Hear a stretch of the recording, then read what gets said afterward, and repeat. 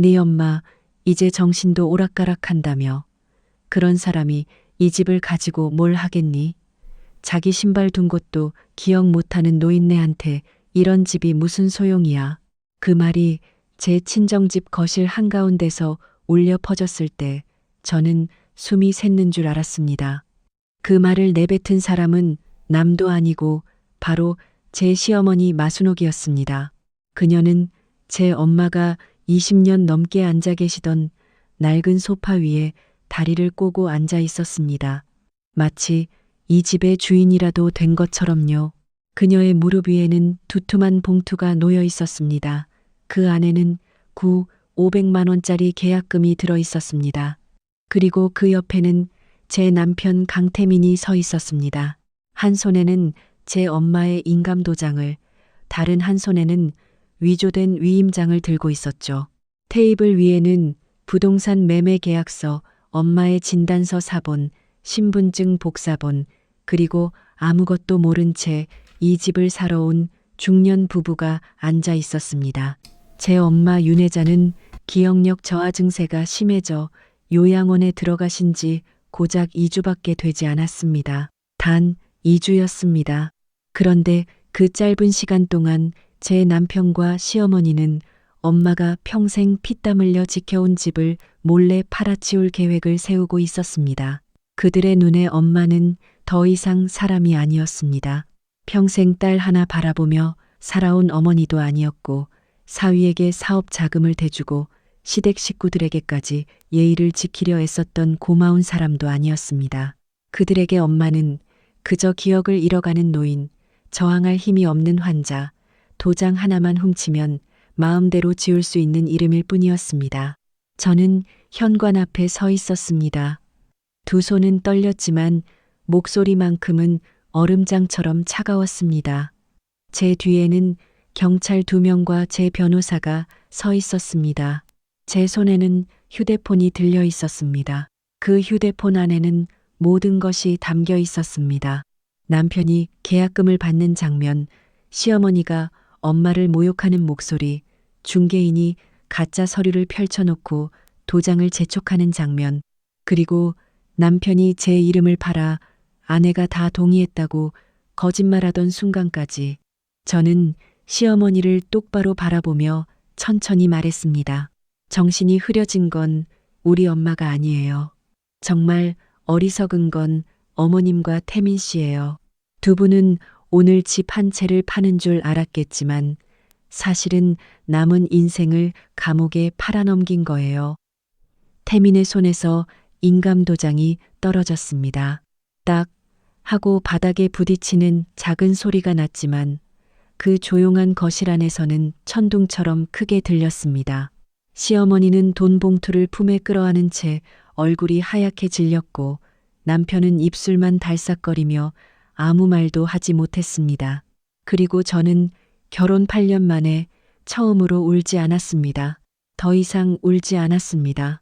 그런데 바로 그때였습니다.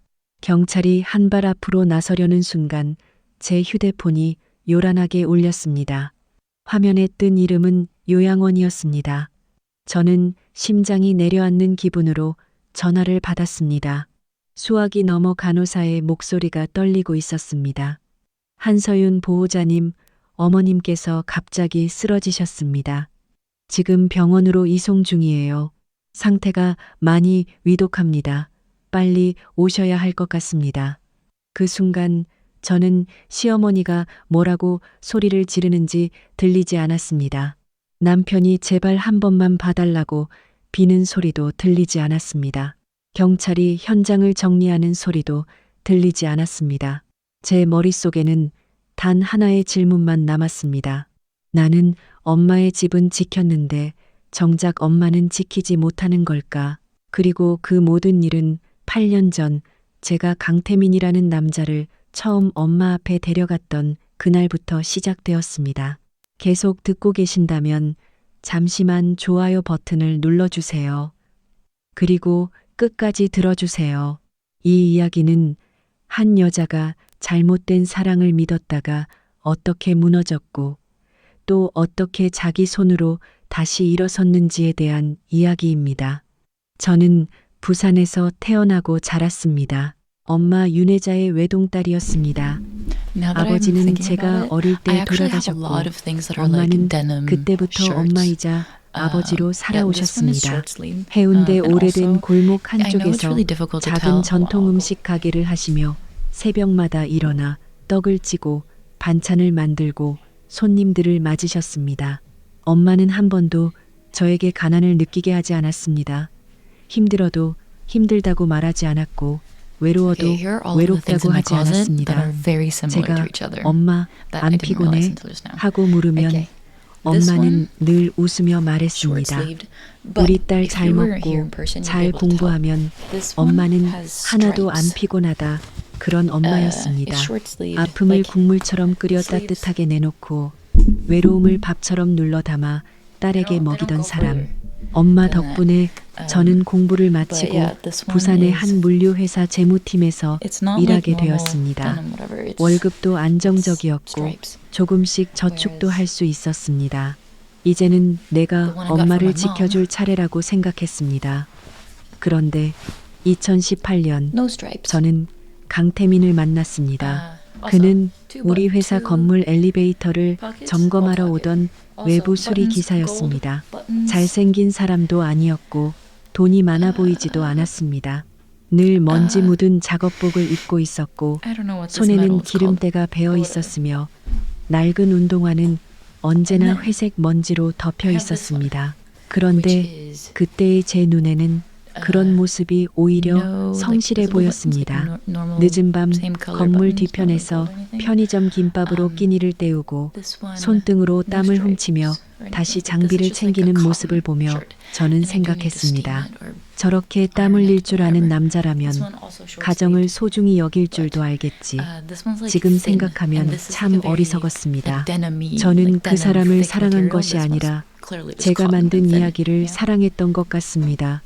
Then we have another 가난하지만 denim, which 정직한 is- 남자, this is also from my 힘들게 mom. 살았지만 This 마음은 따뜻한 is a 남자, denim jacket 누군가 that she used to wear. 믿어주기만 하면 좋은 normal 남편이 될 buttons, 남자. one pocket, 저는 그 kinda similar to 누군가가 this, but 제가 this is 되고 obviously 싶었습니다. long sleeved 처음 태민을 and 엄마에게 소개하던 no 날, stripes. 엄마는 예의 있게 차를 내주고 그의 이야기를 Last but not 들어주셨지만 표정은 a 쉽게 cotton 풀리지 button-up, 않았습니다. but it is blue. 태민은 고개를 숙이며 공손하게 말했고 엄마를 향해 어머님이라고 부르며 웃었습니다. 하지만 엄마의 눈빛은 끝내 따뜻해지지 않았습니다. 며칠 뒤 양가 상견례 자리에서 엄마의 불안은 더 커졌습니다. 태민의 어머니 마순옥은 제 성격이나 우리 둘의 미래에 대해 묻지 않았습니다. 그녀가 가장 먼저 물은 것은 이거였습니다. 해운대 집은 사돈 명의인가요? 그리고는 웃으며 이렇게 덧붙였습니다. 서윤이가 외동딸이라면서요? 그럼 나중에 다 서윤이한테 가겠네요. 순간 식탁 위의 공기가 차갑게 굳었습니다. 저는 그때도 그 말의 의미를 제대로 알지 못했습니다. 하지만 엄마는 알았던 겁니다. 그날 밤 엄마는 저를 부엌으로 조용히 불러 말했습니다. 서윤아, 엄마는 그 사람이 가난해서 싫은 게 아니다. 절대 그런 게 아니야. 가난은 죄가 아니야. 하지만 가난한 사람이 마음속에 욕심까지 품으면 위험하다. 그리고 그 어머니라는 사람, 너를 며느리로 본 게 아니라 문으로 보더라. 우리 집으로 들어오는 문. 저는 그 말을 듣고 화를 냈습니다. 엄마가 태민을 무시한다고 생각했습니다. 엄마가 돈 없는 사람을 깔본다고 생각했습니다. 저는 울고 소리치고 밥까지 걸으며 엄마를 몰아붙였습니다. 엄마가 허락하지 않으면 나 평생 불행할 거야. 지금의 제가 그때의 저를 만날 수 있다면 어깨를 붙잡고 흔들어 깨웠을 겁니다. 엄마 말을 들어 엄마는 이미 네가 보지 못하는 것을 보고 있어. 하지만 그때 저는 사랑에 취해 있었습니다. 아니, 사랑이라는 이름으로 제 고집에 취해 있었습니다. 결국 엄마는 졌습니다. 어느 저녁 엄마는 제 손을 잡고 한참을 바라보다가 조용히 말했습니다. 내 인생이니 네가 선택해라. 엄마가 대신 살아줄 수는 없지. 하지만 서윤아, 언젠가 네가 아프면 절대 엄마한테 숨기지 마라. 저는 엄마를 안고 행복하게 살겠다고 약속했습니다. 그 약속이 얼마나 잔인한 거짓말이 될지 그때는 몰랐습니다. 결혼 후 저는 많은 여자들이 저지르는 실수를 저질렀습니다. 가능성을 인격으로 착각한 것입니다. 태민이 더 이상 일용직처럼 수리일을 다니지 않게 해주고 싶었습니다. 그래서 제 적금을 깨고 엄마에게 손을 벌려 작은 승강기 및 건물 설비 유지 보수 회사를 차려주었습니다. 엄마는 몇 달에 걸쳐 총 200만 원을 보태주셨습니다. 빌려준 돈이라고 말하지도 않았습니다. 젊은 부부가 자리 잡는 데 쓰라며 사위 기죽이지 말라며 오히려 제게 당부하셨습니다. 남자는 자신감이 있어야 일도 잘 된다. 좋은 양복 하나 사 입혀라. 거래처 만날 때 너무 초라해 보이면 안 되잖니. 엄마는 그렇게 자신의 불안까지 삼키며 제가 선택한 남자를 사랑하려 애썼습니다. 제 돈과 엄마 돈으로 태민은 수리기사에서 작은 회사의 대표가 되었습니다. 사람들은 그를 강 대표라고 불렀고 성실해서 성공했다고 칭찬했습니다. 저는 그 말을 들을 때마다 억지로 웃었습니다. 아무도 몰랐습니다. 그의 명함 뒤에는 제 엄마의 노후 자금과 제 희생이 깔려 있다는 것을요. 처음에는 태민도 고맙다고 했습니다. 엄마에게 과일을 사들고 가기도 했고 고개를 숙여 인사하기도 했습니다. 하지만 감사할 줄 모르는 사람에게 감사는 오래가지 않습니다. 회사가 조금 자리를 잡자 그는 변하기 시작했습니다.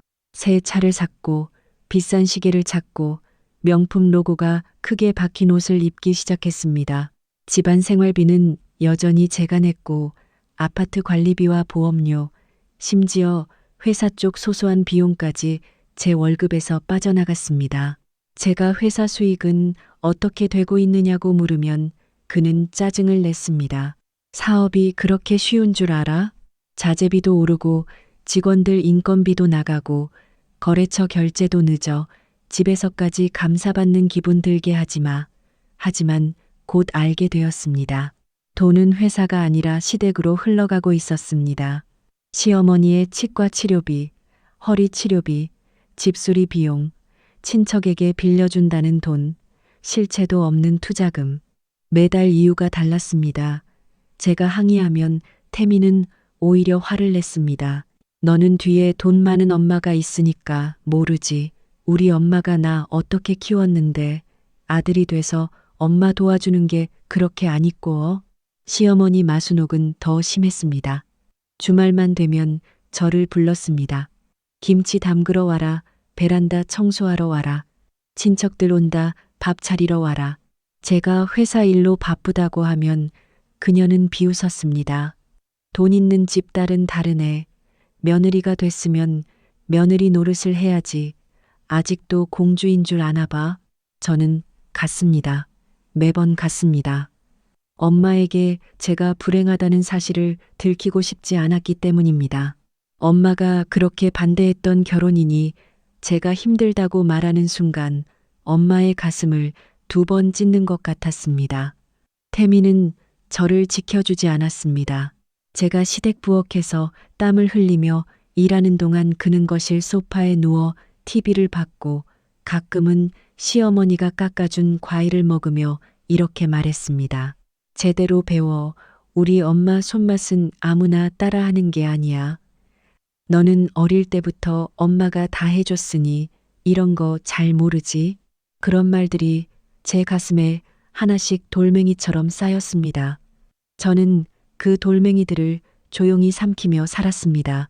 그러던 어느 날 밤 그 돌멩이들이 얼음이 되는 말을 들었습니다. 태민은 베란다에서 시어머니와 통화하고 있었습니다. 저는 물을 마시러 나왔다가 엄마 이름이 들려 멈춰 섰습니다. 태민의 목소리는 낮고 조심스러웠지만 제 귀에는 너무나 또렷했습니다. 엄마 걱정하지 마. 서윤이 외동딸이잖아.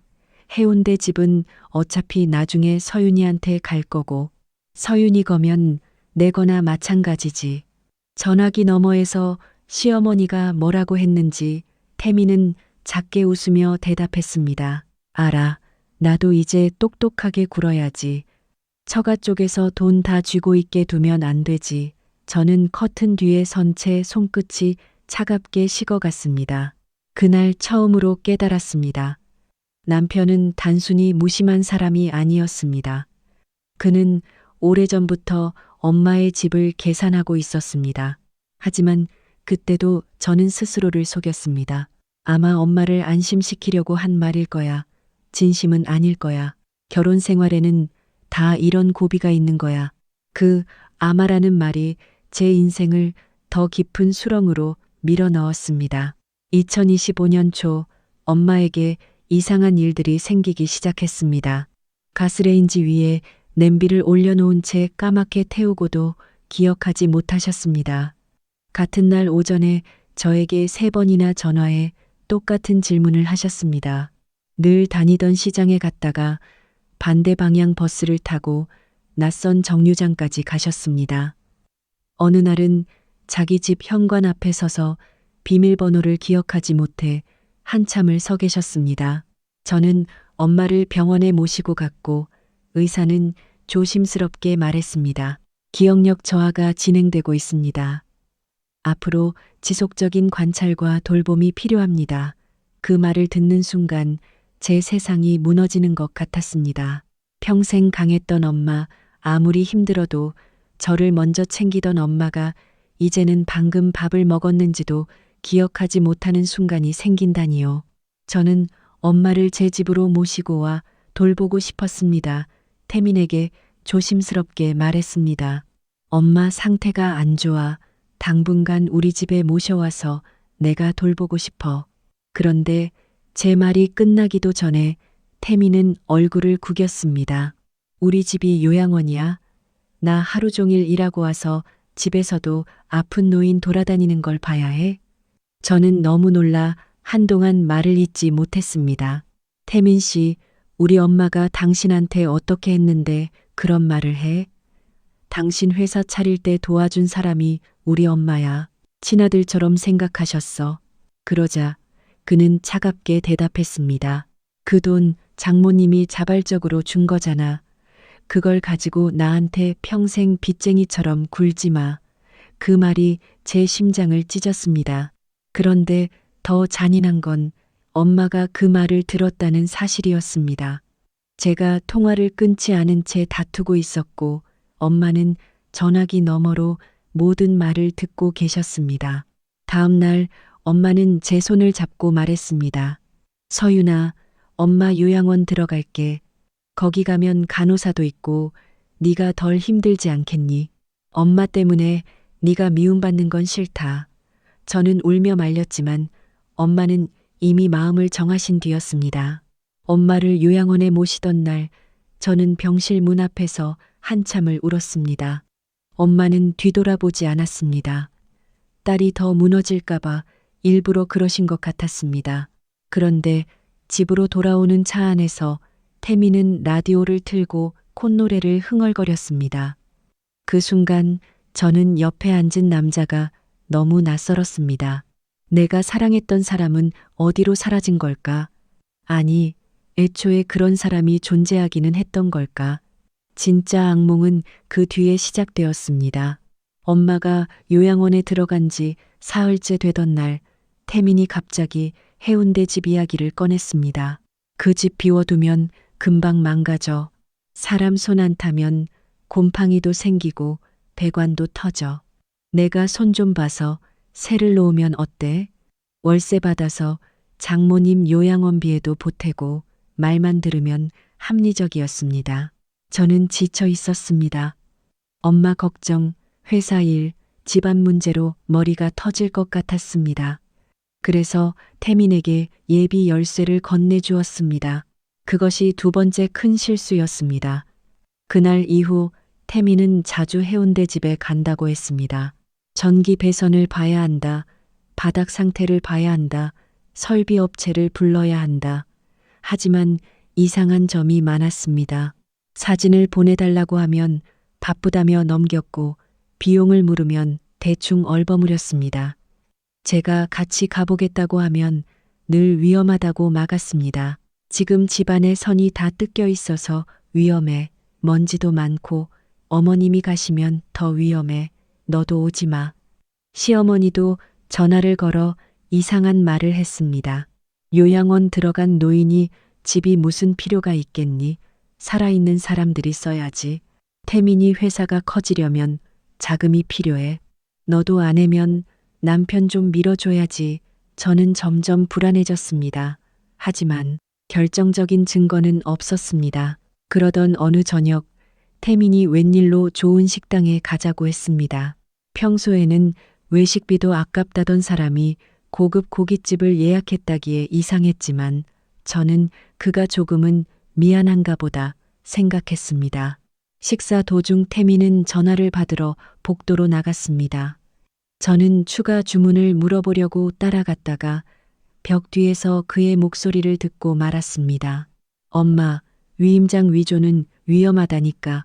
서윤이가 알면 나 끝장이야. 제 몸이 그대로 굳었습니다. 태민은 계속 말했습니다. 중개인이 확실하다고 했어? 계약금고 500만 원까지는 받을 수 있는데 잔금 치르고 명예 넘기는 건 정말 조심해야 해. 저는 벽을 붙잡고 겨우 서 있었습니다. 그제야 모든 퍼즐이 맞춰졌습니다. 리모델링이 아니었습니다. 월세를 놓는 것도 아니었습니다. 남편은 시어머니와 함께 엄마의 집을 팔아치우려 하고 있었습니다. 그날 밤 저는 아무 말도 하지 않았습니다.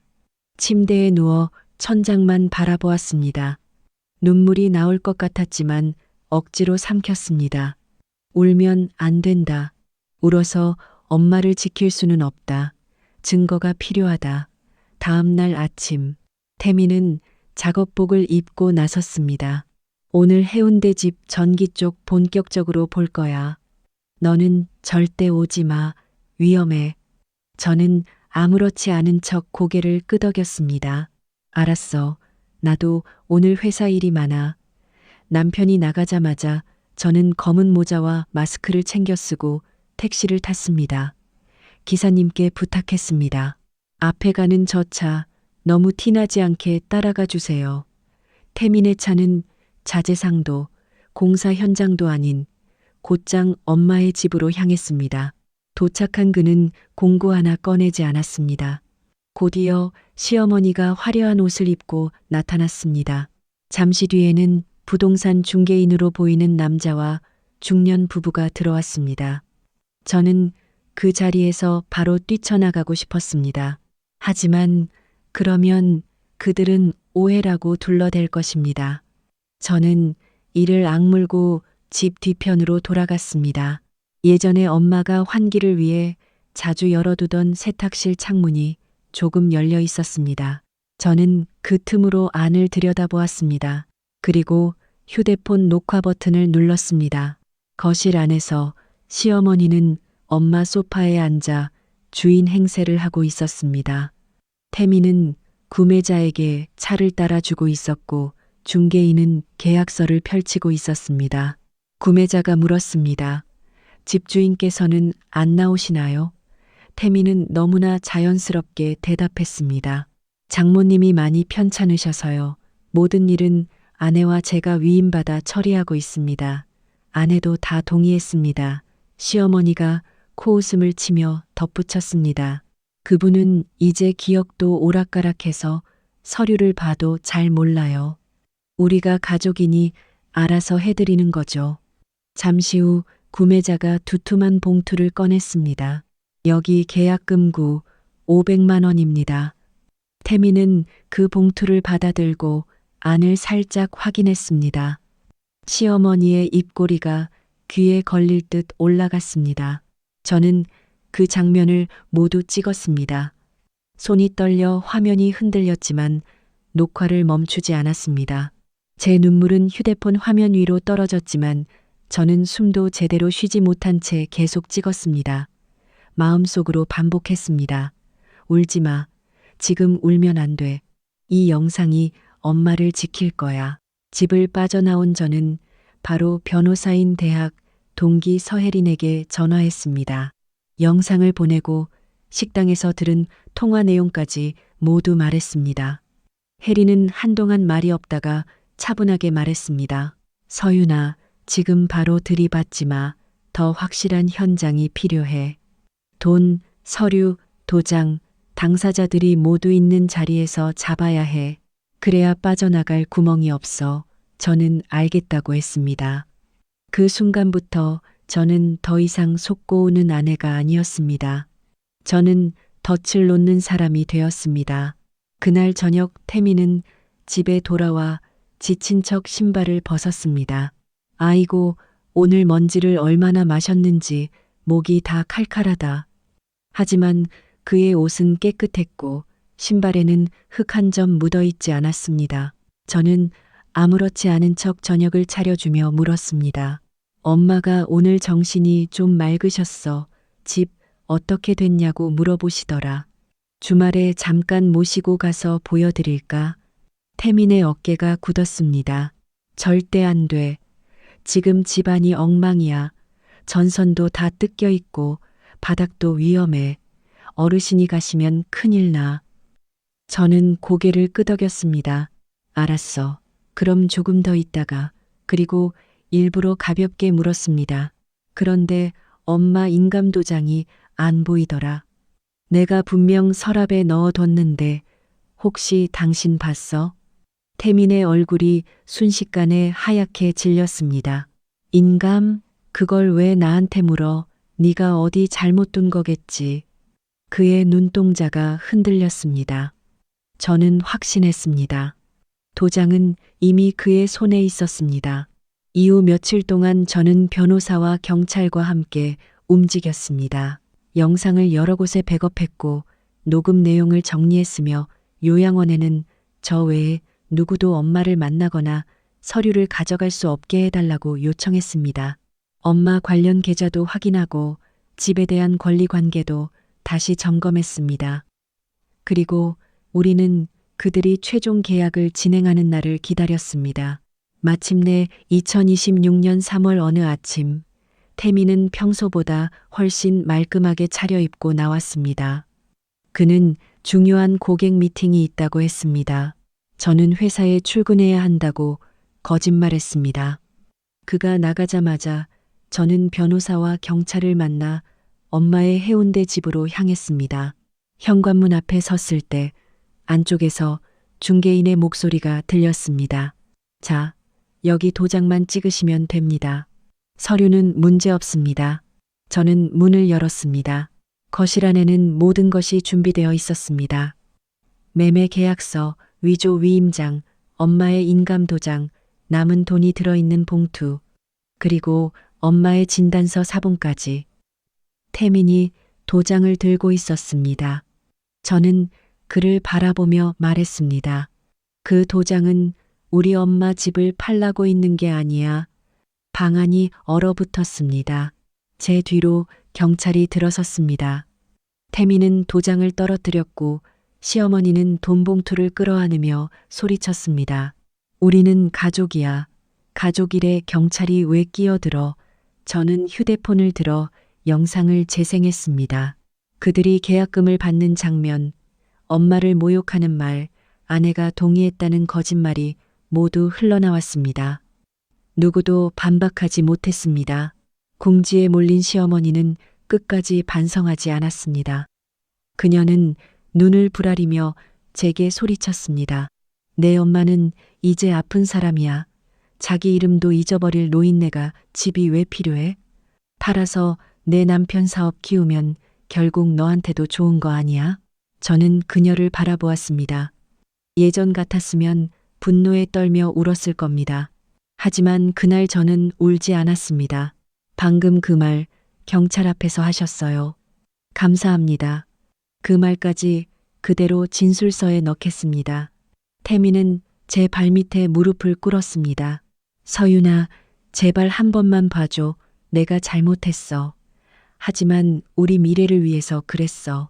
회사만 커지면 너도 편해질 거라고 생각했어. 저는 그의 손을 밀어냈습니다. 당신은 우리 미래를 위해 그런 게 아니야. 당신 욕심을 위해 우리 엄마를 팔려고 한 거야. 바로 그때 제 휴대폰이 울렸습니다. 요양원이었습니다. 엄마가 쓰러져 병원으로 옮겨졌다는 말을 듣는 순간 제 다리에서 힘이 풀렸습니다. 저는 변호사에게 휴대폰과 자료를 넘기고 경찰에게 현장을 맡긴 뒤 미친 사람처럼 병원으로 달려갔습니다. 병원 응급실 앞 복도는 차가웠습니다. 엄마는 창백한 얼굴로 침대에 누워 있었고 주변에는 기계와 수액줄이 어지럽게 얽혀 있었습니다. 의사는 혈압이 급격히 떨어졌고 몸이 많이 약해져 있어 지켜봐야 한다고 했습니다.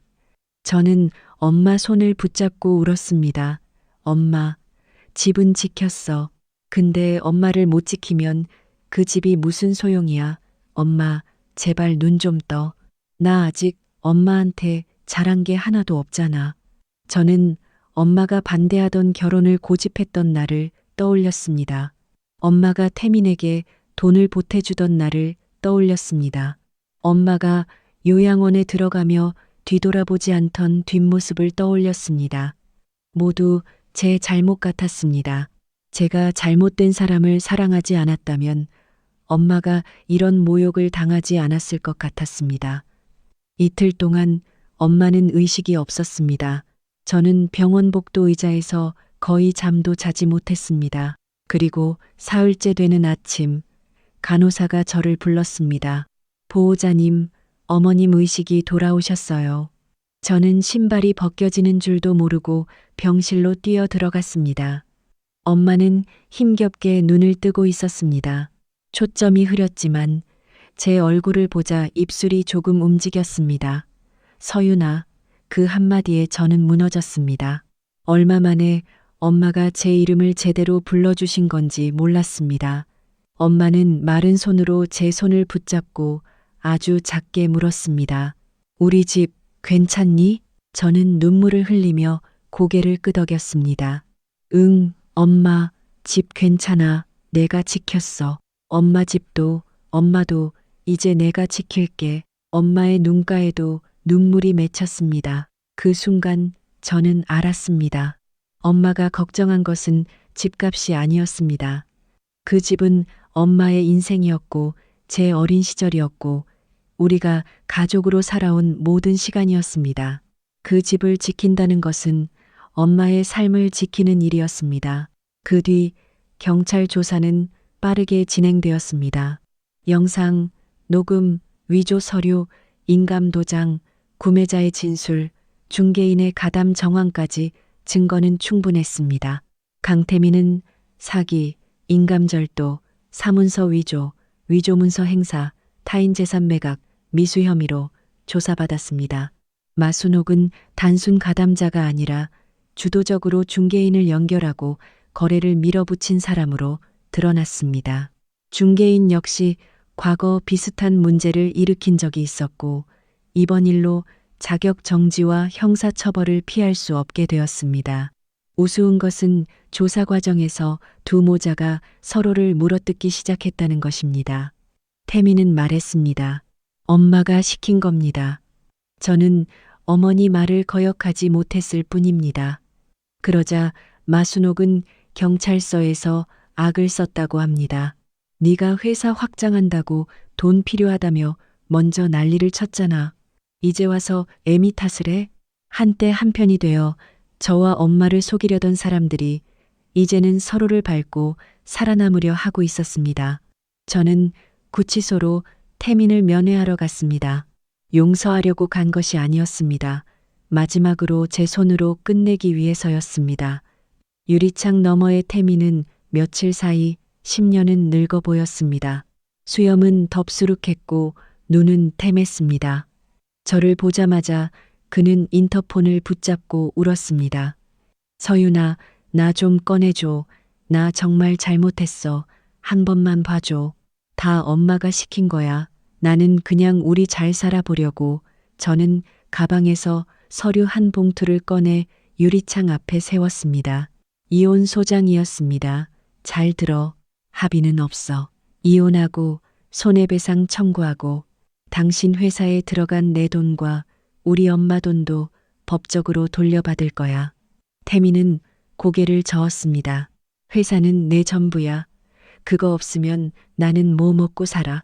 저는 웃음이 나왔습니다. 당신은 내가 아니라 회사를 걱정하는구나. 엄마가 사경을 헤맬 때도 그랬고 지금도 그렇네. 그는 울며 제 이름을 불렀지만 저는 더 이상 흔들리지 않았습니다. 당신은 가난해서 나를 잃은 게 아니야. 욕심 때문에 나를 잃은 거야. 그리고 당신을 사람처럼 대해준 우리 엄마를 팔려고 했기 때문에 이제 내 인생에서 끝난 거야. 재판은 몇 달 뒤 열렸습니다. 엄마는 아직 완전히 회복되지 않았지만 휠체어를 타고 법정에 함께 가겠다고 하셨습니다. 저는 엄마의 손을 잡고 법정 안으로 들어갔습니다. 피고인석에 앉은 태민과 마순옥은 고개를 숙이고 있었지만 억울하다는 표정을 완전히 숨기지는 못했습니다. 검사는 그들의 범행을 하나씩 설명했습니다. 기억력이 약해진 고령의 피해자를 이용한 점, 가족이라는 신뢰관계를 악용한 점, 위조 서류를 준비하고 실제 계약금을 받은 점, 범행 후에도 피해자를 모욕하고 책임을 회피한 점, 그리고 법정 안에서 제 영상이 재생되었습니다. 마순옥의 목소리가 울렸습니다. 자기 이름도 잊어버릴 노인네가 집이 왜 필요해. 그 순간 법정은 조용해졌습니다. 엄마는 제 손을 꼭 잡았습니다. 저는 엄마의 손등을 천천히 쓸어내렸습니다. 괜찮아, 엄마. 이제 저 사람들이 부끄러워해야 할 시간이야. 최종 판결에서 강태민은 징역 2년 6개월을 선고받았습니다. 마순옥은 주도적 역할을 한 점이 인정되어 징역 3년 2개월을 선고받았습니다. 중개인은 형사처벌과 함께 관련 업무를 할 수 없게 되었고 태민에게는 손해배상과 접근 금지 명령이 내려졌습니다. 판결이 내려지자 마순옥은 소리를 지르며 울부짖었습니다. 억울합니다. 며느리가 우리를 함정에 빠뜨린 겁니다. 태민은 제 쪽을 보며 애원했습니다. 서윤아, 나 감옥 가기 싫어. 제발. 저는 아무 대답도 하지 않았습니다. 그저 엄마의 휠체어를 밀고 법정을 나왔습니다. 바깥에는 햇빛이 쏟아지고 있었습니다. 엄마는 오랜만에 깊게 숨을 들이마시며 말했습니다. 공기가 좋다. 저는 그 말에 눈물이 날 뻔했지만 웃었습니다. 응, 엄마, 이제 진짜 끝났어. 이혼 절차는 생각보다 빠르게 끝났습니다.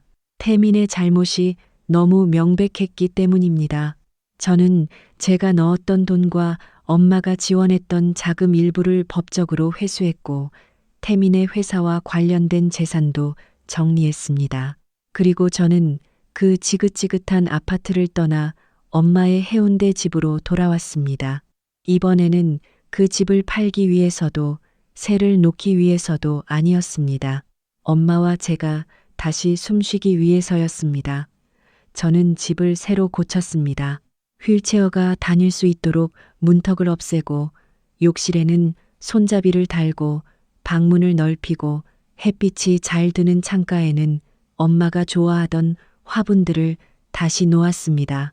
부엌 한쪽에는 엄마가 예전에 쓰던 나무 식탁을 그대로 두었습니다. 그 식탁에서 엄마는 제 어린 시절 떡을 잘라주셨고 저는 숙제를 했고 우리는 수없이 많은 저녁을 함께 먹었습니다. 그리고 저는 회사도 그만두었습니다. 더 이상 남의 숫자를 맞추며 제 인생을 미루고 싶지 않았습니다. 집 1층을 작게 고쳐 찻집을 열었습니다. 이름은 After Spring, 긴 겨울이 지나도 사람에게는 다시 봄이 온다는 뜻이었습니다. 찻집은 크지 않았습니다. 나무 테이블 4개, 창가 자리 하나, 작은 카운터와 차향이 은은하게 퍼지는 공간. 저는 대추차, 유자차, 말차, 커피, 그리고 엄마가 예전에 만들던 작은 떡 디저트를 팔았습니다. 엄마가 컨디션이 좋은 날에는 창가 자리에 앉아 손님들을 바라보셨습니다. 기억은 아직 완전히 돌아오지 않았습니다. 어떤 날은 제 이름을 바로 부르시고 어떤 날은 잠시 헷갈려 하셨습니다. 하지만 저는 더 이상 그것 때문에 무너지지 않았습니다. 엄마가 같은 이야기를 반복하면 저는 처음 듣는 것처럼 웃으며 대답했습니다. 엄마가 창밖을 보며 여기가 우리 집 맞니? 하고 물으면 저는 엄마 손을 잡고 말했습니다. 응, 엄마, 우리 집이야. 아무도 못 가져가. 어느 날 찻집 문을 닫고 밖에 쓰레기를 버리러 나갔다가 길 건너편에 서 있는 남자를 보았습니다. 낡은 점퍼를 입고 모자를 깊게 눌러 쓴 초라한 남자, 태민이었습니다. 출소한 뒤 갈 곳이 없었는지 그는 제 찻집 앞을 서성이고 있었습니다. 예전 같았으면 마음이 흔들렸을지도 모릅니다. 밥은 먹었을까, 어디서 자고 있을까 하는 생각을 했을지도 모릅니다. 하지만 지금의 저는 달랐습니다. 저는 그를 똑바로 바라봤습니다. 그가 조심스럽게 말했습니다. 서윤아, 나 이제 아무도 없어. 한 번만 기회를 주면 안 될까? 저는 한참 그를 바라보다가 조용히 대답했습니다. 당신도 다시 시작할 수는 있어. 하지만 내 인생 안에서는 아니야. 그리고 저는 문을 닫았습니다. 미움도 두려움도 미련도 없었습니다. 한때 제가 사랑이라고 믿었던 감정은 사실 동정이었고 그 동정 때문에 저는 8년을 잃었습니다. 이제는 단 하루도 빼앗기고 싶지 않았습니다. 시어머니 소식도 나중에 들었습니다. 출소 후 건강이 급격히 나빠졌고 돌봐줄 가족도 없어 쓸쓸하게 지낸다고 했습니다. 한때 남의 병을 비웃고 기억을 잃어가는 사람을 모욕하던 여자가 결국 자신의 노년을 외롭게 견디고 있다는 말을 들었을 때 저는 웃지도 울지도 않았습니다. 그저 생각했습니다. 그것은 내가 준 벌이 아니라 그녀가 직접 선택한 삶의 결과라고. 오늘도 찻집에는 따뜻한 차향이 납니다. 봄바람이 해운대 골목을 지나고 창가의 화분에는 새잎이 돋았습니다. 엄마는 창가 자리에 앉아 유자차를 들고 계십니다. 그날따라 정신이 맑으셨는지 엄마는 제 손을 꼭 잡고 말했습니다. 우리 딸, 그동안 많이 힘들었지. 이제는 너를 위해 살아라. 저는 웃으며 대답했습니다. 나 지금 나를 위해 살고 있어, 엄마. 엄마랑 같이 있는 게 내가 제일 원하던 삶이야. 엄마는 제 머리를 쓰다듬으며 희미하게 웃으셨습니다. 저는 그 미소를 보며 깨달았습니다. 사랑은 누군가를 위해 자신을 끝없이 갈아 넣는 것이 아닙니다. 결혼은 한쪽이 다른 한쪽의 가족과 재산을 빨아먹는 관계가 아닙니다. 진짜 가족은 호적에 함께 올라간 사람이 아니라 내가 가장 약할 때 나를 지켜주는 사람입니다. 저는 한때 사랑이라는 이름으로 엄마의 경고를 외면했습니다. 한때 참고 견디는 것이 좋은 아내의 도리라고 믿었습니다. 한때 내가 더 잘하면 남편도 변할 거라고 생각했습니다. 하지만 사람은 내가 희생한다고 해서 반드시 변하지 않습니다. 오히려 어떤 사람들은 내 희생을 권리로 착각하고 내 침묵을 허락으로 오해합니다. 그래서 이제 저는 압니다. 친절은 지켜야 하지만 나를 짓밟는 사람에게까지 베풀 필요는 없습니다. 사랑은 소중하지만 나를 낳고 길러준 사람을 배신하면서까지 붙잡아야 할 사랑은 없습니다. 그리고 인생이 무너졌다고 느껴지는 순간에도 끝이라고 생각한 그 자리에서 다시 시작할 수 있습니다. 엄마의 해운대 집은 아직 그 자리에 있습니다. 엄마도 제 곁에 있습니다. 그리고 저도 이제야 제 자리로 돌아왔습니다. 창밖으로 봄 햇살이 쏟아집니다. 저는 갓 우린 따뜻한 차 한 잔을 엄마 앞에 놓고 말합니다. 엄마, 우리한테도 봄이 왔어. 엄마는 천천히 고개를 끄덕이며 웃습니다. 그 미소 안에 제가 잃었다고 생각했던 모든 것이 들어 있습니다. 집, 가족, 평화, 그리고 다시 살아갈 용기. 여기까지 제 이야기를 들어주셔서 감사합니다. 혹시 지금 누군가의 욕심 때문에, 누군가의 말 때문에, 누군가의 배신 때문에 긴 겨울을 지나고 계신 분이 있다면 꼭 기억해 주세요. 겨울이 길어도 봄은 옵니다.